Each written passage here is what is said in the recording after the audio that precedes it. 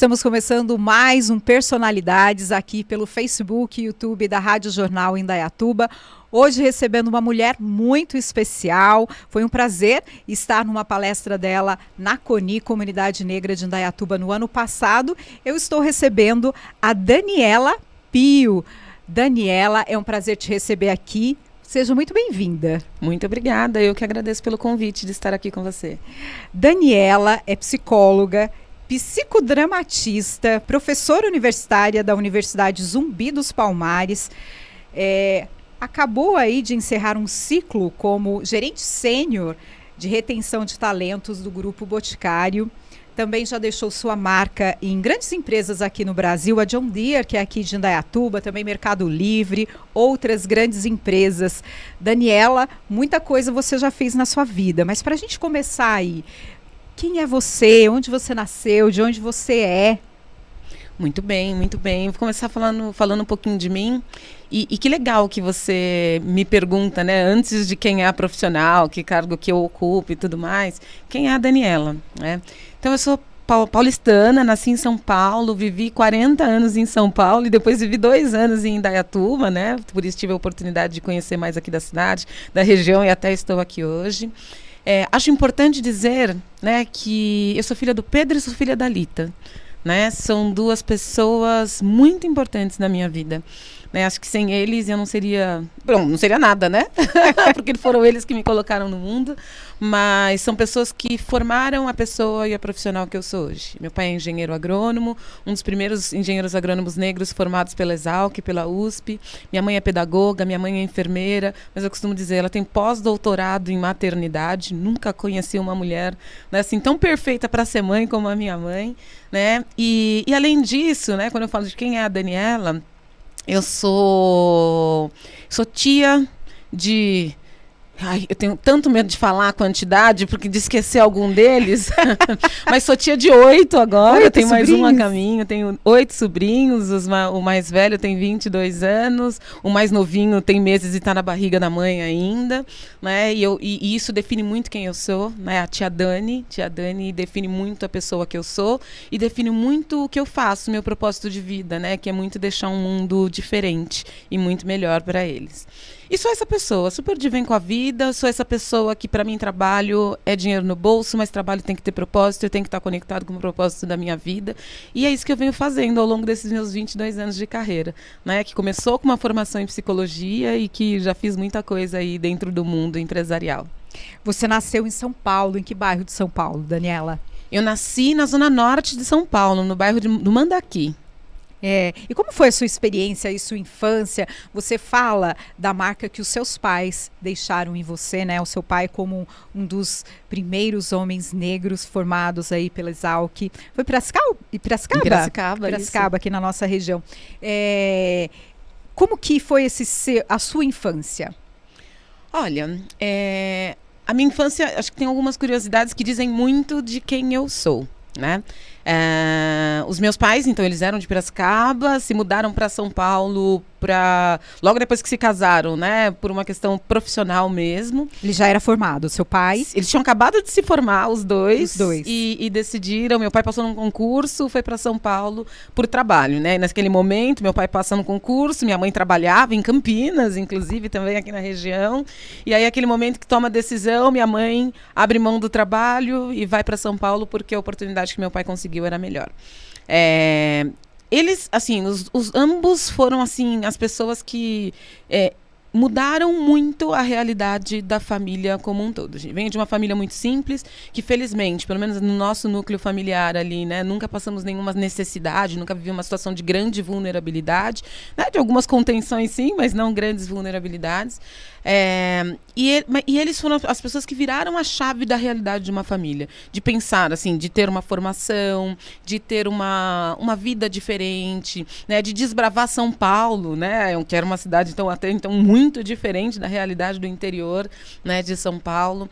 Então tive uma infância muito feliz do ponto de vista, né, assim, de estímulos que os meus pais proporcionaram pra gente, do ponto de vista de educação que os meus pais proporcionaram para mim e para as minhas outras 3 irmãs, somos em 4 mulheres, né, uma infância, por outro lado, também de muitos ensinamentos que vão desde, né, assim, quando a gente teve a oportunidade de morar num bairro um pouquinho melhor, né, a recepção que a gente teve na rua foi de um vizinho virando, falando, quando meu pai passou pela rua na primeira semana, né, assim, maldita princesa Isabel, né, então a gente começa, assim, a minha infância também foi muito permeada por algumas situações difíceis como essa, de não ser aceita no bairro onde a gente foi morar, né, de viver o racismo aos 4, 5 anos na escola, né, de ouvir sempre meu pai dizendo assim, minhas filhas, né, por vocês serem mulheres e meninas pretas, vocês precisam ser sempre 2 vezes melhor. Então, a aparência de vocês sempre tem que estar impecável, o comportamento de vocês tem que ser impecável. Meu pai dizia assim, fale mais baixo, seja mais delicada, né? Assim, a nota de vocês tem que ser sempre a melhor. Então, se eu tirava 8, meu pai dizia, não, tem que ser 10, porque vocês têm que ser sempre 2 vezes melhor. Então, ao mesmo tempo que eu tive uma infância muito feliz, né? Assim, de muitas coisas que os meus pais conseguiram me proporcionar, principalmente do ponto de vista de experiências, ensinamentos e aprendizados, também tive algumas coisas na minha infância que eu falo que eu acho que tive que amadurecer um pouquinho mais rápido do que até eu acharia que seria justo, né, para uma criança. E quais foram essas experiências aí que você acha que, por exemplo, cobrou demais e ainda tão cedo? Eu acho que essas cobranças, por exemplo, assim, do comportamento exemplar, da nota, né, do passe desapercebido, né, assim, ninguém, você não pode chamar atenção, né, como que se eu conseguisse disfarçar a cor da minha pele.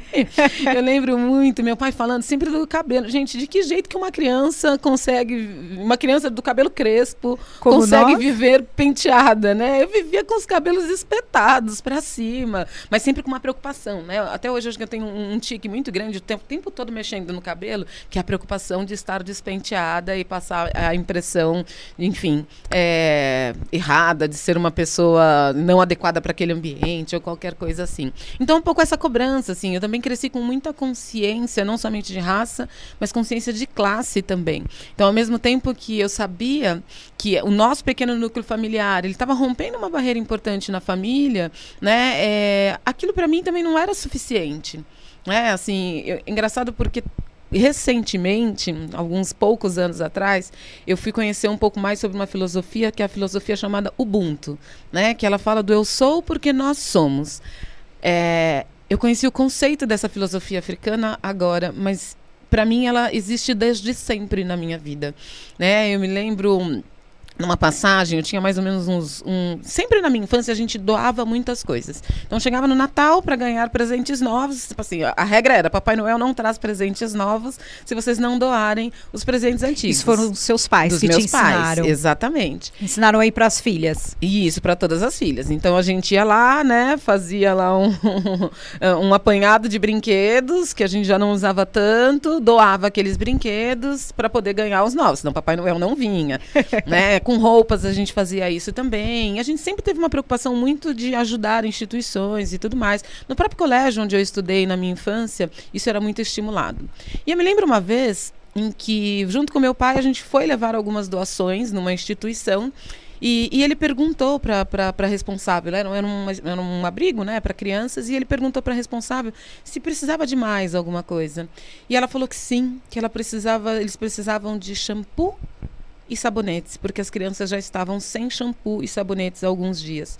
E para mim aquilo, eu tinha 8, 9 anos de idade, mas me tocou num lugar assim, que eu falei, como que alguém não tem sabonete para tomar banho, né? E daquele momento em diante, eu saí pedindo na rua onde eu morava, no colégio onde eu morava, organizei uma grande arrecadação de doações, arrecadamos tantas coisas que, além de lá, a gente doou para outras casas, outras instituições também que precisavam. Então, acho que essa consciência de classe também, ela veio muito cedo para mim, pela educação que os meus pais me deram, enfim, e por essas exposições, essas coisas que eu vivi e que me expuseram, né, essa consciência de classe. Então, a história do Ubuntu, para mim, é desde sempre. Assim, não adianta eu conseguir, minha família conseguir, né? Eu quero ver os meus semelhantes conseguindo também tudo que eu estou tendo a oportunidade de experimentar. Daniela, e o seu pai conta de como foi para ele, para que ele criasse filhas com consciência, com uma responsabilidade social também, né? Porque ele gerou isso em vocês. Quais foram as dificuldades que ele vivenciou e que ele foi passando para vocês, irmãs, e claro, para você também, que te constituíram quem é você hoje? É curioso, né? Porque na época eu achava que meu pai era muito rígido. Certo. Eu achava que meu pai era chato. Né? Quando ele vinha com essa história de que tem que ser 2 vezes melhor. Não que eu concorde com isso, mas hoje eu acolho. Né? Porque hoje, como uma mulher adulta de 43 anos, não tenho filhos, mas acompanho muito de perto, né, o crescimento dos meus sobrinhos, eu vejo o quanto que não é simples, né, a gente educar pessoas, a gente ensinar conceito para as pessoas, a gente preparar as pessoas para o que elas vão viver. Né? Eu me lembro que quando a primeira vez que eu vivi o racismo na escola, eu tinha acho que 4, estava na pré-escola ainda, né? E eu cheguei em casa chorando, né? Porque eu falei, me chamaram de pretinha lá na escola, né? E com um tom jocoso, obviamente, né? Hoje em dia eu até gosto se alguém me chamar de pretinha, né? Mas assim, foi com um tom jocoso, com Sim. um tom, enfim, preconceituoso. Você sentiu? Doeu. E eu cheguei chorando da escola, né? E eu lembro que neste dia, é engraçado, não é uma lembrança assim tão concreta, mas eu tenho esse sentimento muito forte e minha mãe relata também. Eu falei para os meus pais o que tinha acontecido, primeira coisa que eles fizeram, enxuga lágrimas, né? Respira fundo, engole o choro, né? Assim. E, assim, se alguém te chamar de pretinho ou qualquer coisa assim, chamou de pretinha? Chama de branquinho, chama de branquinha. Né? Assim, ele só tá falando qual é a cor da sua pele. Você é a pretinha linda da mamãe, você é a pretinha linda do papai. Né? E, assim, se alguém falar que você é pretinha, não tá te xingando. Devolve pra pessoa, eu sou pretinha e você é branquinho, você é branquinha. Né? Muito no intuito, assim, de eles me ensinarem a ser forte quando eles não estavam por perto. Eles me ensinarem a eu me defender, me posicionar e não sofrer tanto quando eles não estavam por perto. Então, hoje, né, assim, lembrando de tudo isso, eu falo, não foi simples para eles, né? Assim, e criar mulheres. Eu fico imaginando assim, meu pai, né, criando 4 mulheres, né?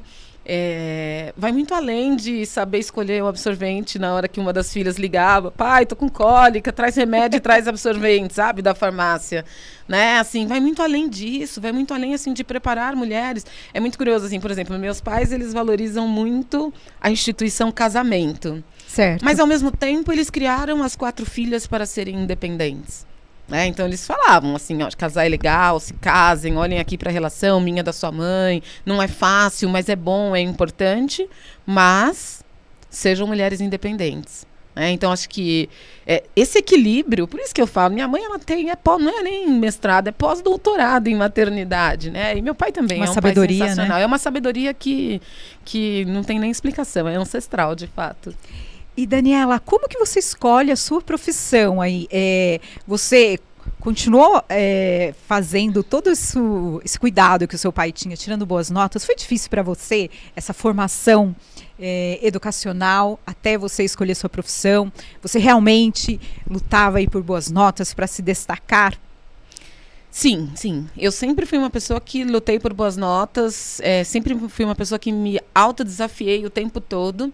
Acho até que em alguns momentos fui até um pouco cruel comigo nesse sentido, sabe? Acho que poderia ter sido... Hoje eu procuro ser mais gentil comigo mesma, né? E não importante, me cobrar né? tanto. Super, super importante.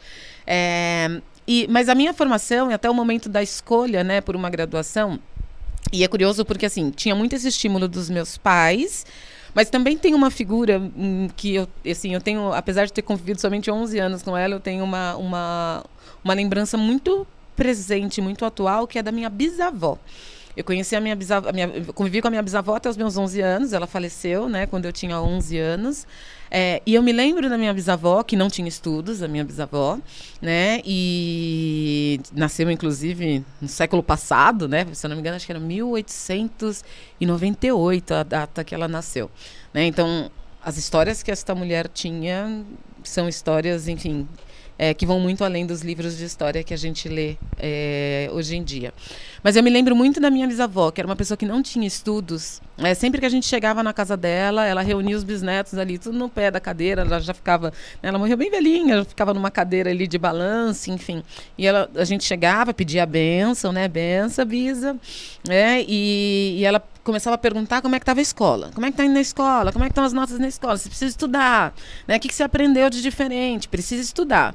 Né? Porque vocês precisam ganhar o mundo. Vocês precisam melhorar a situação da família. Vocês são pessoas que vão virar a chave, né, da realidade que a gente vê de pessoas como nós no mundo de hoje.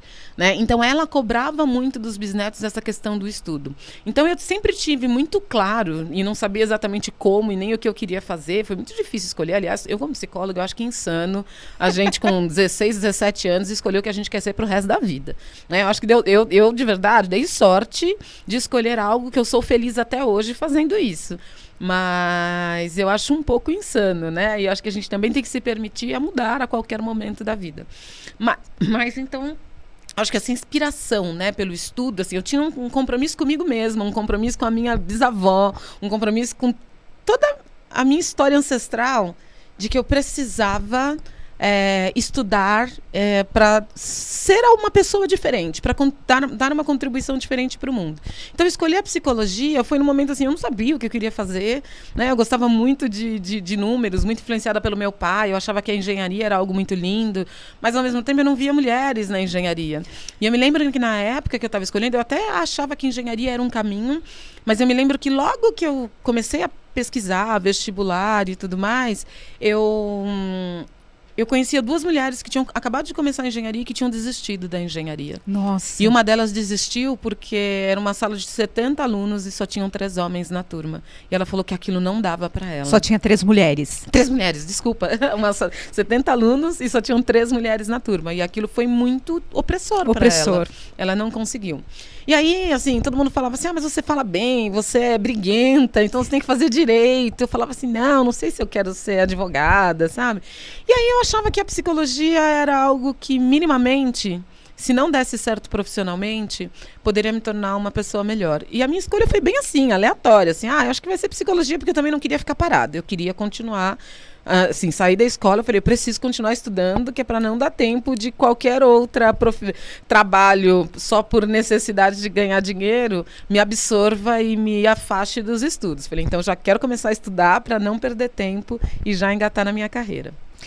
Daniela, em relação a você até citou agora o caso dessa moça que você conheceu, que era uma das 3 na área da engenharia e desistiu por conta ali da falta de representatividade, né?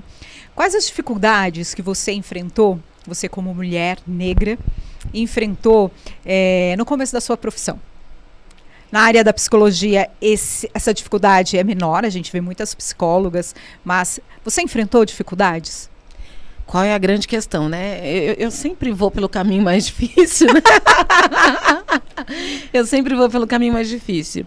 E eu optei pelo mundo corporativo. Eu optei pelo mundo da empresa. Eu falei, eu quero trabalhar em empresas. Eu escolhi a psicologia porque eu achava bonito. Eu achava que a psicologia me ensinaria muito como ser humana. Mas eu nunca tive certeza assim, eu quero estar dentro de um consultório. Eu achava muito interessante também o mundo de estar dentro de uma empresa. E eu optei pelo mundo empresarial. E comecei em segmentos, não só comecei, mas muitas empresas onde eu trabalhei eram em segmentos assim, muito masculinos. Né? Muito masculinos, muito formais e muito brancos. Então essa era a realidade, muito héteros também, enfim, tudo muito normativos, assim, né? Esses segmentos que eu atuei. E acho que uma das principais dificuldades que eu enfrentei no início da minha carreira era o de não ser ouvida, né? Por um momento, eu achei que eu não sabia me comunicar. Porque eu muitas vezes entrava numa reunião ou quando eu ia passar uma orientação para uma pessoa, principalmente se fosse um homem, um executivo, eu sentia que eu não era ouvida e eu falava assim, acho que eu não sei falar, acho que eu não sei me expressar. Eu me lembro que teve um momento da minha carreira, não tinha muito dinheiro, enfim, mas eu falei assim, eu vou vou fazer um curso de comunicação, vou contratar um coach, né? Contratei uma coach de comunicação para me ensinar a falar. E na segunda sessão, ela virou e falou assim, Daniela, você sabe falar. Ela falou, se duvidar, melhor do que eu. Ela falou, o teu problema não é esse, né? Assim, eu preciso entender para quem que você está tentando falar, com quem você está tentando se comunicar. Quem não quer te ouvir. Porque talvez o problema esteja no seu interlocutor, na sua interlocutora que não quer te ouvir. E aí ela me ensinou a como fazer uma leitura do interesse do meu interlocutor por mim, para eu entender se realmente eu conseguiria quebrar aquilo sozinha ou se seria o caso de pedir ajuda. Então, veja, assim, eu trouxe para mim um problema, né, achando que o problema mais estava uma em vez, mim, né? mas não estava, eu não era ouvida. Tem um exemplo muito clássico, eu me lembro que eu estava numa reunião, devia ter uns 12 diretores nesta reunião, tinha eu e mais uma mulher somente nesta reunião, e tínhamos um problema para resolver. Logo nos primeiros 10 minutos da reunião, eu propus uma solução para aquele problema. Propus. Ninguém nem comentou nada. Continuaram todos discutindo e tudo mais. Mas no meio da reunião, surgiu uma outra ideia que eu falei assim, gente, mas e se a gente fizesse tal coisa? Né? Eu resgatei aquela ideia que eu já tinha dado nos primeiros minutos da reunião. Novamente fui ignorada. E aí, quando a gente já estava com mais de 1 hora de reunião, um homem branco, na época eu tinha lá os meus 20 e poucos anos, né? Mas um homem branco dos seus 40 e poucos anos, falou, já sei como é que a gente resolve isso. E trouxe exatamente a mesma ideia que eu já tinha dado nos primeiros minutos da reunião. E aí foi muito... Aí todo mundo concordou, adorou, batemos martelo ali, fechou, é isso que a gente vai fazer para resolver este problema. E aí um diretor, ele levantou a mão, ele falou assim, a gente parece um bando de babaca. Por quê? A menina aí... E naquele momento, por mais que ele estivesse, de alguma maneira, tentando, né, assim, dar voz para mim, eu ainda era a menina aí, que ele nem sabia o meu nome ali. Sim. Né? Mas a menina aí, quando a gente estava com 5 minutos de reunião, ela deu exatamente essa ideia. E ninguém deu atenção para a ideia da menina. E agora vocês vêm, falam, todo mundo concorda, né? Que super ideia, né? Ele falou assim, então a gente parece um bando de babaca que perdeu quase 1h30, né, para aprovar algo que a gente poderia ter aprovado em 5 minutos. Então, é esse não ser escutada que foi o mais dolorido ao longo da jornada. Além das vezes, né? Quantas vezes não entrava numa reunião, não ia para uma palestra, não ia para um evento. E perguntavam né? o quê? E as pessoas chegavam e falavam, mas você é a Daniela Pio? Ainda hoje em dia tem redes sociais e tudo mais, que as pessoas já veem tua cara antes, né? Mas antes era uma surpresa, as pessoas sabiam teu nome, sabiam tua história, sabiam o conteúdo que você ia falar, mas não sabiam quem era você.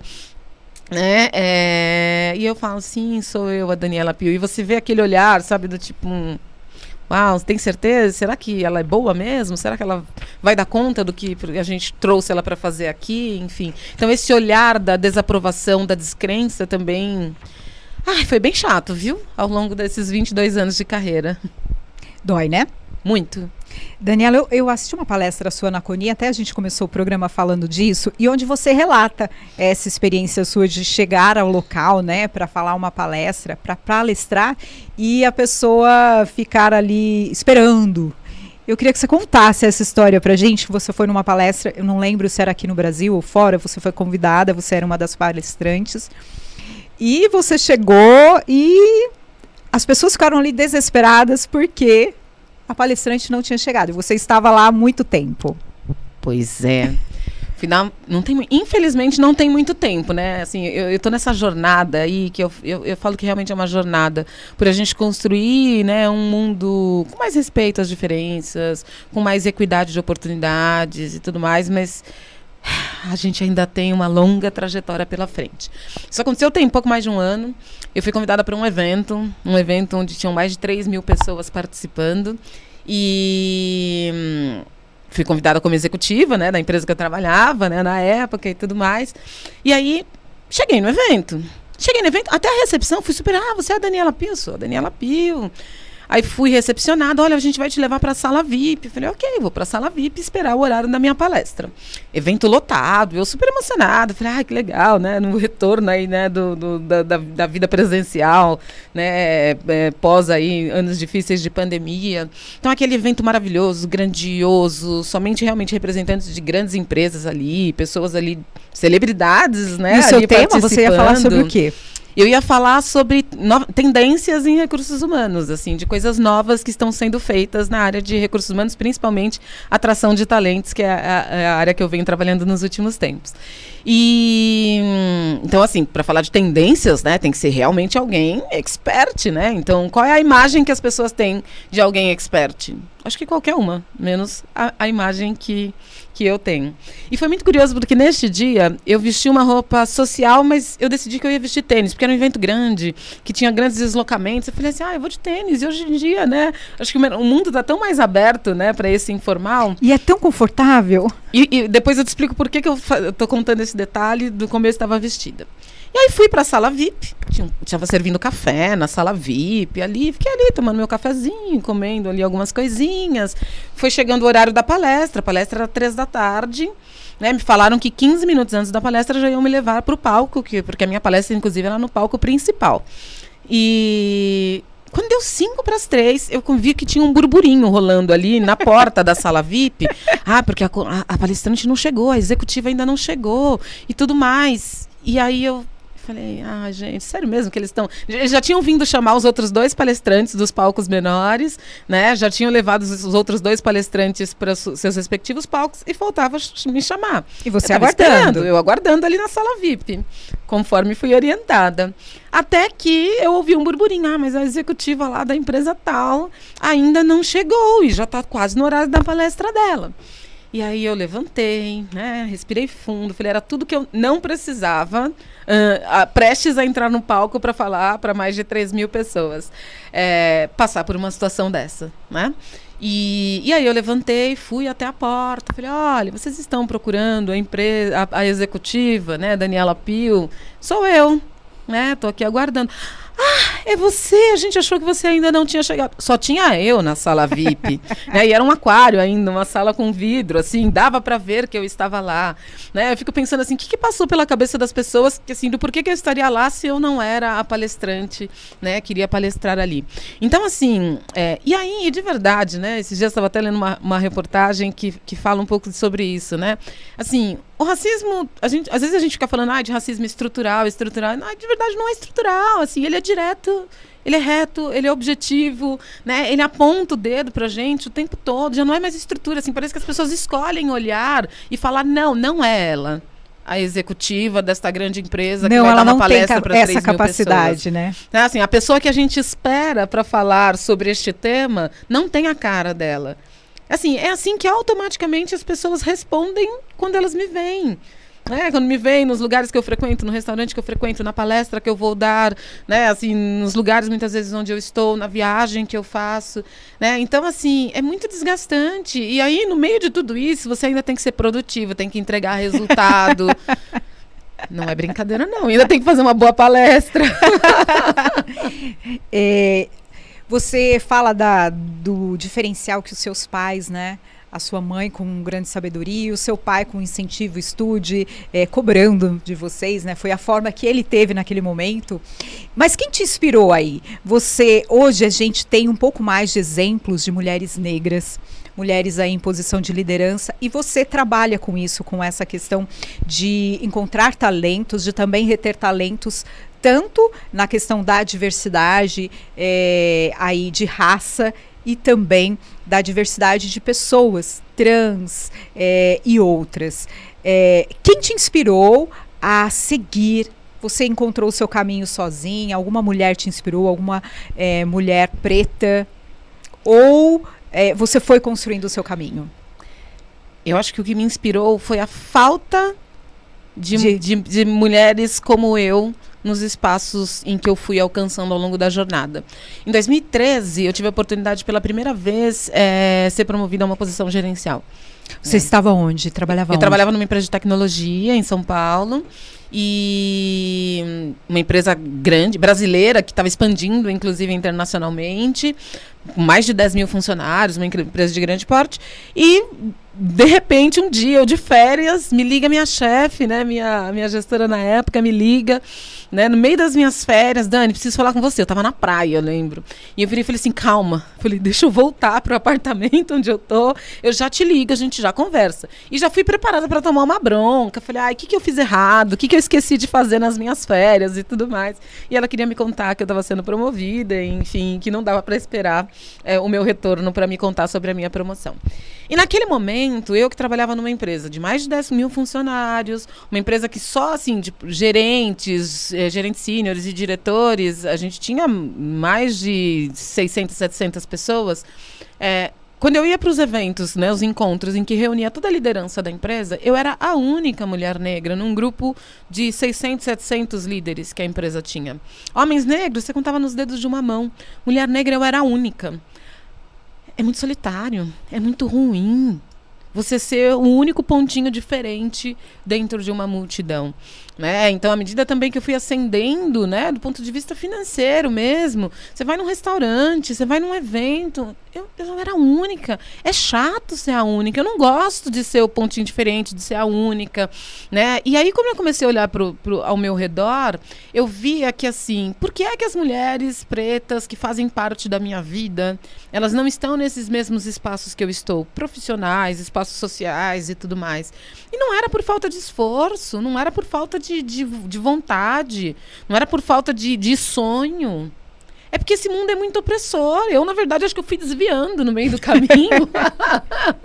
Que eu brinco, falei assim, a saúde hoje que eu diga. Porque, assim, apesar dos... Assim, hoje em dia eu tenho problemas de saúde que tem fundo emocional muito grande.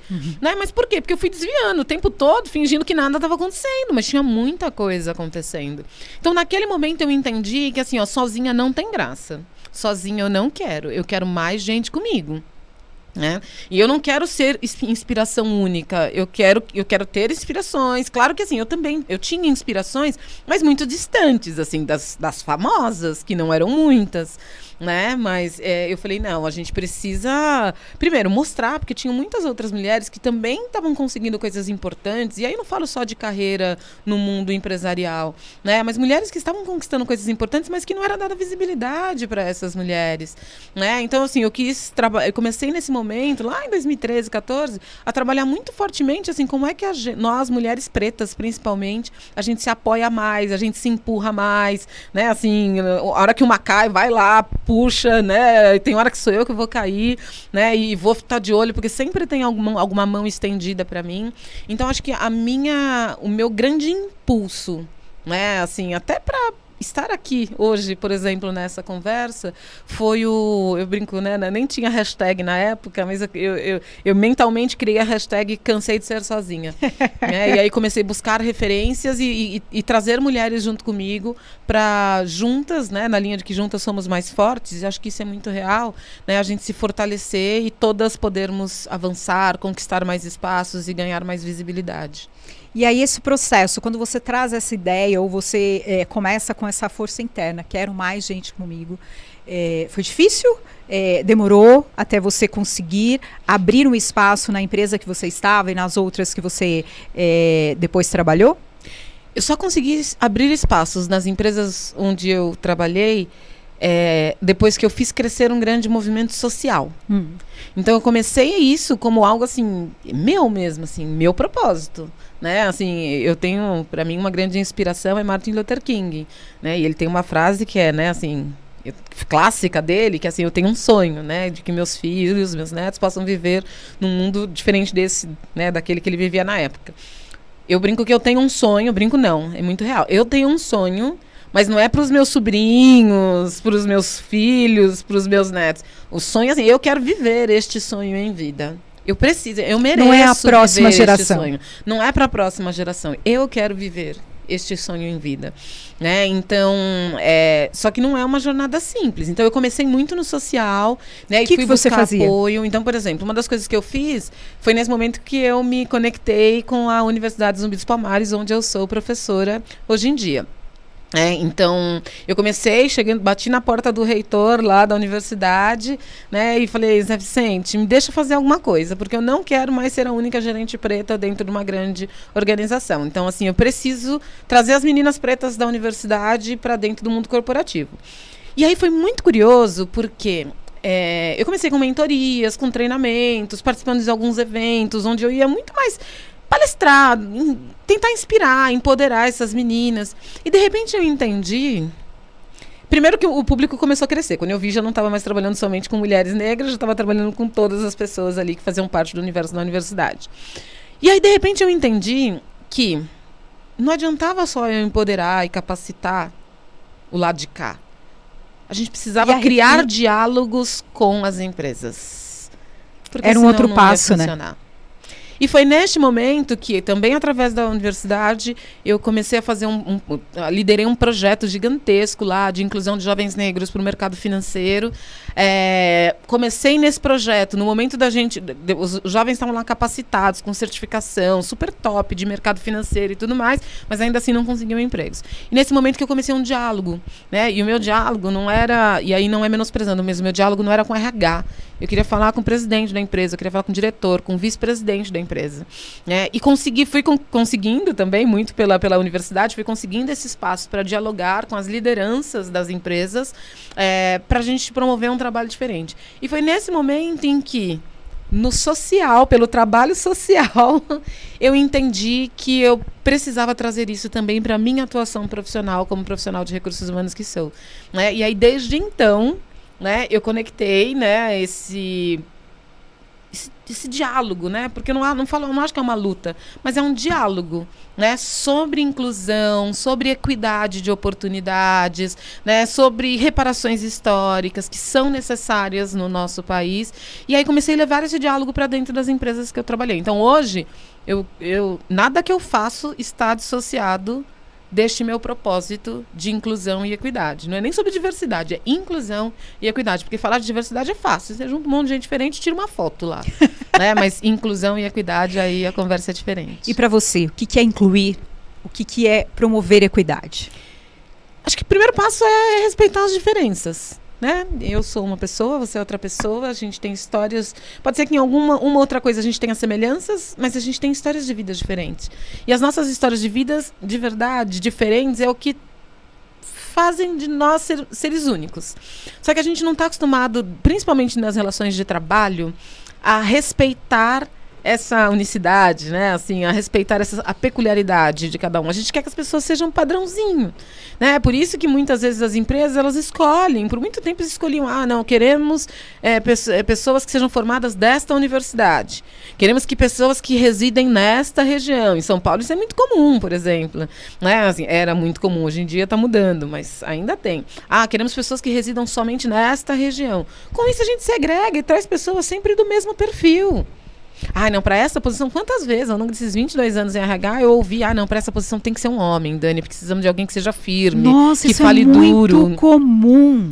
Ou para essa posição não dá para ser uma mulher que tenha filhos, porque precisa viajar, precisa ter flexibilidade de horário. Então uma mulher que tenha filhos, ela não vai ter essa flexibilidade e disponibilidade para viagem. Quantas vezes ao longo da minha carreira eu ouvi, e o pior de tudo, eu tive que acatar isso.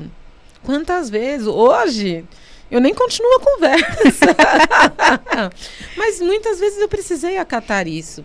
Então, romper essas barreiras, quando eu falo de equidade e inclusão, é isso. Não é assim... Se você tem a preocupação que uma pessoa com filhos não vai ter flexibilidade, uma pessoa com filhos não vai ter flexibilidade. Não é somente uma mulher. Um homem com filhos talvez não tenha. Talvez não tenha também, vai ter a mesma dificuldade que esta mulher, né? Então, assim, quando eu falo de equidade, né? Às vezes a gente busca, né? Assim, preciso de uma pessoa que tenha liderança.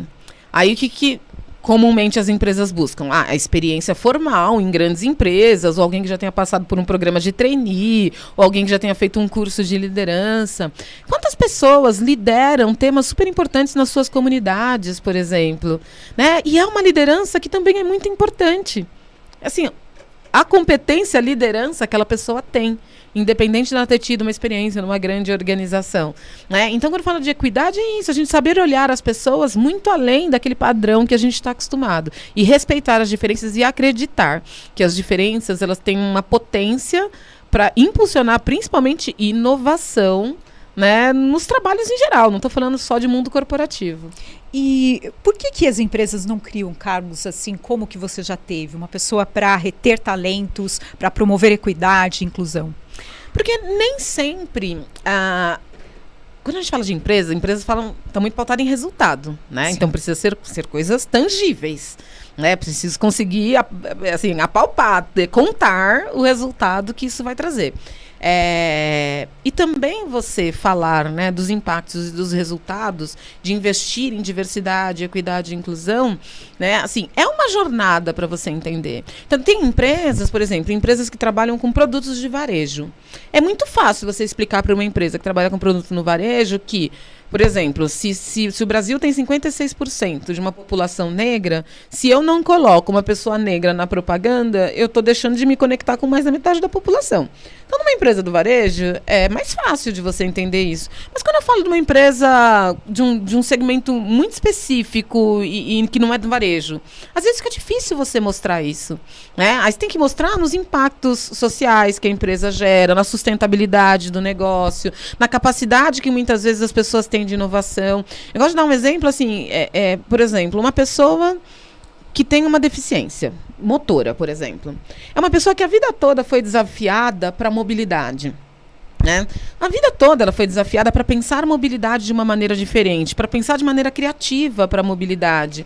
E quantas vezes você chega numa empresa do setor de mobilidade e encontra pessoas com deficiência trabalhando ali na inovação, né, na criação de estratégia e tudo mais? Se você não encontra, será que uma pessoa como essa, independente de ter uma formação em engenharia, por exemplo, ela não poderia contribuir com o processo criativo de soluções de mobilidade? Com certeza. Então, assim, é isso que eu falo, que a diversidade, ela traz um potencial de inovação muito maior. Então, a jornada é você entender dentro daquele negócio como é que a diversidade ela pode se impulsionar. Só que no mundo corrido do jeito que está, por negócio, precisamos fechar negócio, brigando com a economia do país o tempo todo.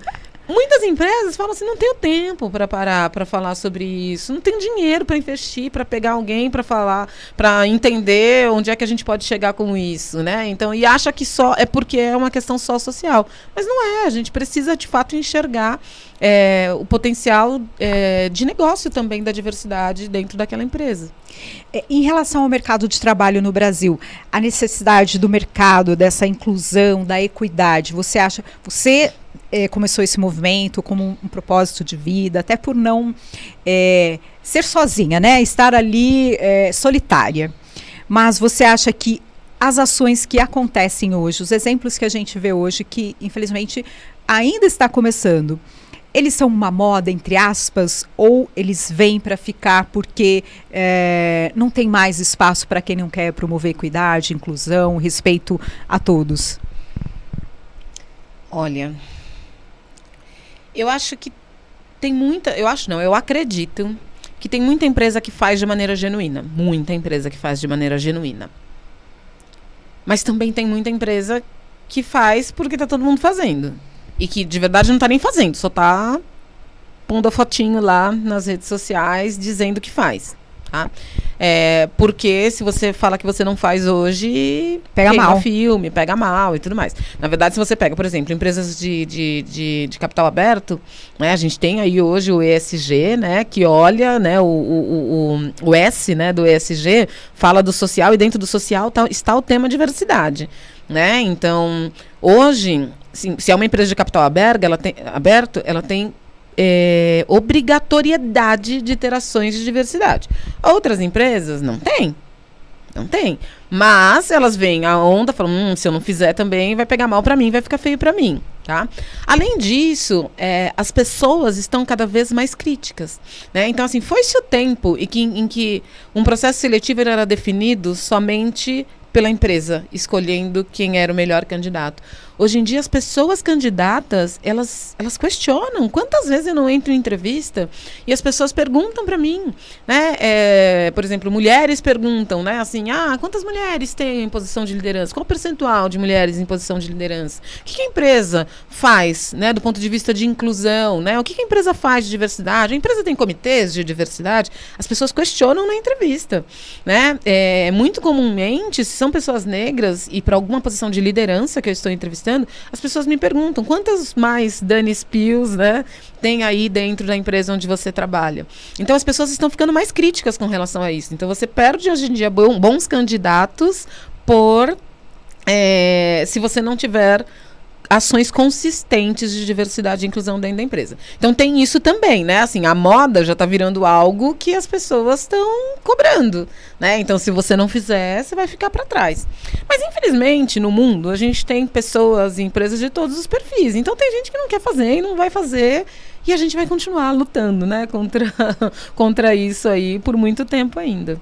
E como que é o seu trabalho, Dani, na Universidade Zumbi dos Palmares? Como tem sido essa experiência de sala de aula, de ensino, de troca? É muito curioso porque assim, eu já toquei alguns projetos sociais dentro da universidade e hoje eu sou docente, né? Eu sou docente tanto no curso de administração como também no curso de direito. No curso de administração eu leciono introdução ao marketing e no curso de direito eu leciono uma disciplina chamada desenvolvimento pessoal e profissional. E eu costumo dizer que o objetivo da minha disciplina é que os meus alunos, eles concluam, né, aquela disciplina acreditando que eles podem, e mais do que podem, eles devem sonhar, né?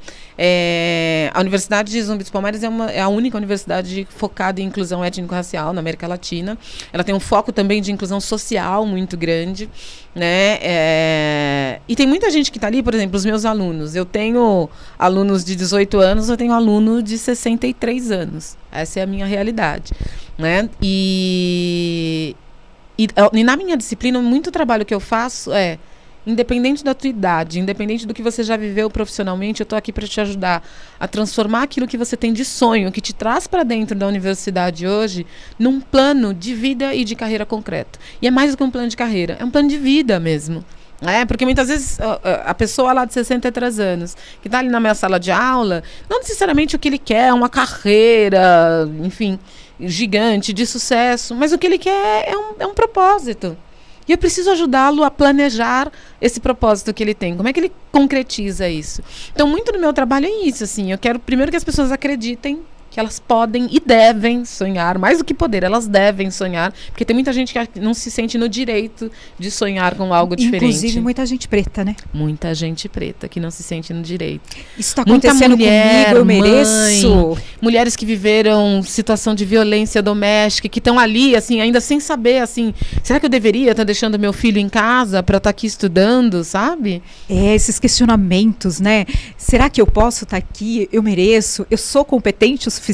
Exatamente. Será que vai dar em alguma coisa, né? Eu me dedicar para essa graduação, né? Enfim, então essa disciplina ela caiu como uma luva, né? Para aquilo que eu acredito e o que eu quero fazer por essas pessoas. Dani, você falou aí que você ensina isso principalmente para as pessoas sonharem. Vamos falar um pouquinho para o nosso público. O que a Dani falaria hoje aqui para quem está assistindo ou ouvindo Personalidades? Aí a gente pensa num público diverso, né? Às vezes pessoas que conhecem você, que me conhecem, mas que estão agora nos dando essa audiência. O que você diz para as pessoas, sejam pretas, sejam pessoas aí que estão com dificuldades para se inserir no mercado de trabalho, para uma posição de liderança? Acho que a primeira coisa é que nem tudo é sobre a gente. Tem vezes em que uma oportunidade não dá certo, não fui aprovado no processo seletivo, enfim. Porque o outro não estava preparado para mim. Porque aquela empresa não estava preparada para mim. Porque aquele ali não era o lugar para mim. É um lugar que vai me respeitar como eu sou, que vai me permitir que eu seja como eu sou. Porque isso tem, assim, vou fazer um rápido parênteses para fazer uma menção. Alguns anos atrás eu tive a oportunidade de conhecer um estudo que ele falava que pessoas LGBTQIA+, elas tinham o seu rendimento, a sua produtividade afetada em até 50% quando elas não trabalhavam num lugar onde elas podiam assumir a sua orientação sexual.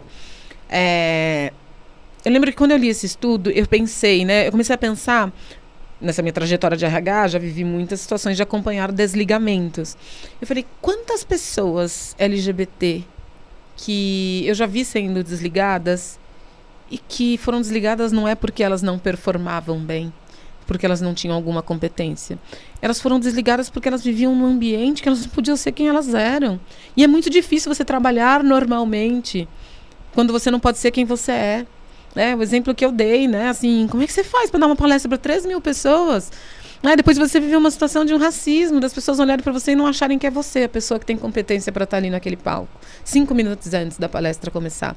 Então, quantas pessoas já foram desligadas com o rótulo, né, o carimbo de incompetentes, mas quando, na verdade, incompetente era aquele ambiente que não teve capacidade de incluir aquela pessoa, né, de deixar aquela pessoa simplesmente relaxar para ela poder trabalhar e mostrar toda a sua potencialidade. Então, acho que é muito importante que as pessoas tenham ciência de que nem tudo é sobre elas. Tem coisas que é sobre o ambiente, sobre o outro, e a gente precisa saber diferenciar isso. Né? Diferenciar até para a gente poder lutar pelos nossos direitos e encontrar os melhores espaços para a gente. Acho que uma outra dica importante é a gente nunca deixar de acreditar. Assim, se eu não acreditasse que os meus alunos de 40, 50, 60 anos, né, pudessem fazer algo diferente em suas vidas, né, neste momento que eles não é nem optaram, que eles conseguiram fazer uma graduação, né, assim, eu não estaria lá em sala de aula. Então eu acredito, né, assim, eu faço lá, o senhorzinho lá de 60 anos fala assim, vamos desenhar qual é o teu planejamento de vida. Agora, você está no primeiro ano da graduação, o que você quer para a tua vida quando você concluir, né, no seu 5º ano aí dessa graduação em Direito? É isso que eu quero te ajudar a planejar, como vai ser a sua vida daqui para frente. Então acreditar realmente, e algo muito importante, pedir ajuda, né, eu principalmente, eu fui educada, criada para não pedir muita ajuda, né? Para assim, tirar uma força sei lá de onde e dar conta de tudo sozinha. Mas eu aprendi ao longo da minha jornada que a gente pode pedir ajuda. A gente não está sozinho. Tem sempre alguém para estender a mão pra gente. Sempre tem. É só a gente olhar direitinho. Mesmo aquela hora que tá doendo pra caramba, tem sempre alguém para estender a mão. Mas claro que para isso a gente também precisa aprender a ser a pessoa que estende a mão. Sim. Né? Pra gente fazer essa corrente, né, da história do Ubuntu continuar perseverando. E hoje você está num outro momento de vida. Você me contou que você está começando a empreender. Quais são os seus próximos passos? O que a Dani ainda sonha? Pois é muito curioso, porque esse é um desejo que eu tenho desde sempre, né, de empreender, de ter minha própria consultoria e tudo mais.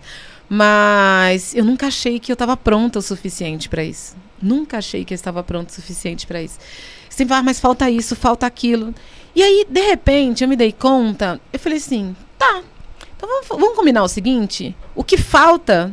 Eu não vou oferecer isso como um serviço. Eu vou oferecer aquilo que eu já tenho e que eu sei fazer e que as pessoas reconhecem como muito bom em mim. Por que eu vou ficar focando no que falta? E aí eu fui lá, olhei bem, montei meu portfólio, falei, pronto, é esse meu portfólio. Meu portfólio é baseado nas minhas fortalezas. E tem muita gente querendo que eu ofereça esse tipo de serviço. Então foi um exercício assim, né? Agradeço a minha terapeuta, a minha analista, que tem me ajudado muito nessa jornada, porque foi um exercício muito importante de entender assim, ó, ok, que falta um monte de coisa e sempre vai faltar alguma coisa na gente, mas eu tenho um montão de fortaleza para oferecer para o mundo, eu tenho um monte de coisa legal para oferecer para o mundo, para as empresas, para as pessoas, e é isso que eu quero fazer agora. Então, decisão tomada, agora é o momento, 2023 é o meu ano. Dani, personalidades desse mês, inclusive você está encerrando agora, né, o último domingo, sobre mulheres. O que você diria para as mulheres pretas, mulheres brancas, que está faltando no mundo para nós? Primeiro a gente não, assim, o medo, né? Se eu falo do ponto de vista da psicologia, o medo ele é importante até pra gente regular, né? Até onde dá pra gente ir, onde não dá, e a gente respeitar os nossos limites.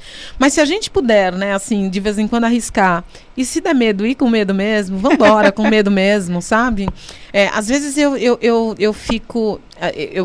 E aí, né, eu falo sem chicotinhos também, né? Apesar de eu não tenho filhos, então eu falo assim, às vezes eu não sei o que é para uma mulher, né, assim, deixar o filho para um projeto, para uma viagem, para um spa, que seja. É difícil. Né? É difícil. Mas eu acho que a gente tem que se permitir viver isso também. A gente tem que se permitir pedir ajuda, a gente tem que se permitir, sabe, buscar uma rede de apoio. Acho que nós mulheres, a gente precisa estar muito juntas também, né? Então hoje, por exemplo, já tem alguns anos, eu faço parte do Comitê de Igualdade Racial do Grupo Mulheres do Brasil. É muito importante estar com outras mulheres potentes, mulheres que às vezes estão em lugar de sofrimento, né? Ou mulheres que às vezes, quando eu também estou no lugar do sofrimento, são as mulheres que me apoiam, que só seguram seguram minha mão de vez em quando, e estamos juntas, Dani, vamos, né? Então, assim, acho que nós mulheres, a gente precisa, primeiro, acreditar que a gente pode muito mais daquilo que o mundo oferece pra gente, que vale a pena a gente enfrentar os nossos medos, e se tiver com muito medo, a gente pede ajuda, dá a mão pra alguém, e a gente chega onde a gente quiser chegar, porque a gente pode ser o que a gente quiser ser, né? A trajetória não é simples, não é fácil, não tô falando que é tranquilo, que vai dar certo sempre, mas se não der, a gente cai, né? Dá aquela limpadinha assim, né? No joelho, levanta, respira fundo, levanta e a gente segue em frente. Muito obrigada. Foi um prazer te conhecer, conversar com você, saber um pouquinho da sua história, né? E, claro, saber que você tem influenciado e, através aí do seu trabalho, do seu propósito, também tem mudado muitas vidas. Eu que agradeço o convite, a oportunidade de estar aqui falando aí com um monte de gente, mulheres, homens, crianças, jovens, adultos, pessoas mais velhas, enfim, é sempre bom a gente ter essa troca. Você conferiu mais um Personalidades. Muito obrigada pela audiência. No próximo domingo temos um novo episódio. Obrigada, até mais.